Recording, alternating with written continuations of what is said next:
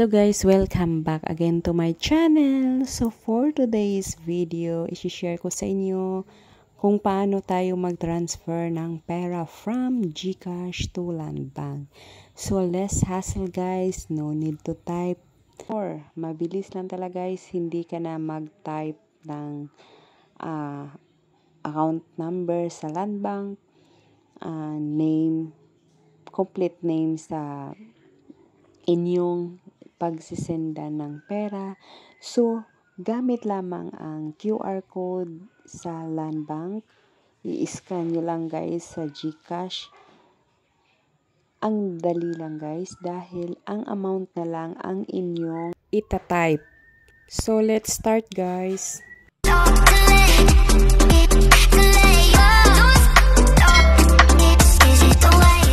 So for today's video, i-share ko sa inyo kung paano tayo mag-transfer ng pera from GCash to Land Bank.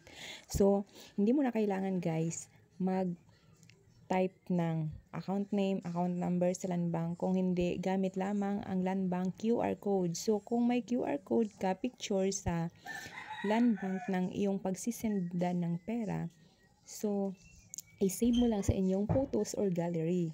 So, ngayon guys, open ko lang ang aking GCash. As you can see, may balance tayo na 35.94. I-click mo lang ang transfer. Ayan. So, kung nakikita nyo, may Land Bank dyan, diba? So, may scan upload bank QR code din. So, before, kung magsisend tayo ng pera, ganyan lang. Pwede mo rin naman ganituhin guys, tapos amount yan. Account name, then account number, diba? Ita-type mo yan, then send money. Ngayon guys, para hindi na tayo fill up dyan, type. So, gamit lang natin ang scan o upload bank QR code. I-click mo lang iyan. Yung may plus, then continue. Yan. Then, i-click mo lang itong upload QR code. Kung nandiyan naman katabi mo ang iyong pagsendan, generate QR code, kahit ano mo lang yung cellphone, pwede naman. So, sa akin, upload QR code ko lang guys. Ayan.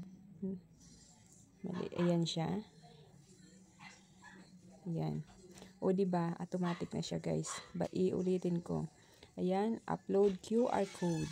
Click mo yung upload. Then nakikita nyo na sa aking photos nakasave ang QR code na yan. I-click mo yon. Then as you can see, o diba, automatic na siya. Yung pangalan sa pina-QR code ng bank is, ayan na siya sa account name din, yung account number. So may dot siya, hindi siya kumpleto dahil nga nandoon na yun sa pinaka-QR code. So ang amount na lang ilalagay mo dito.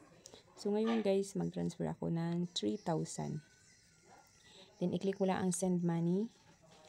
Then guys, may fee na 15 pesos. So, sa 3,500, mababawasan ng 3,015. So, ang matitira na lang is 485, diba?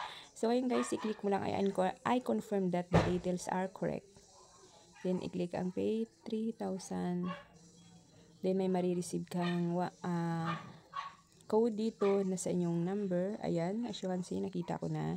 Then, ngayon, i-enter lang natin yun doon, guys. 002961. 002961. Click submit. Ayan na siya, guys. Transfer na. Pwede nyo yung screenshot at isendin nyo kung malayo sa inyo yung tinatransferan nyo ng pera para isin nyo na success ng inyong pagpapadala. So, ngayon guys, dahil sa akin lang din naman yung account na yun, is i-check natin kung nakapasok na doon. Open ko lang.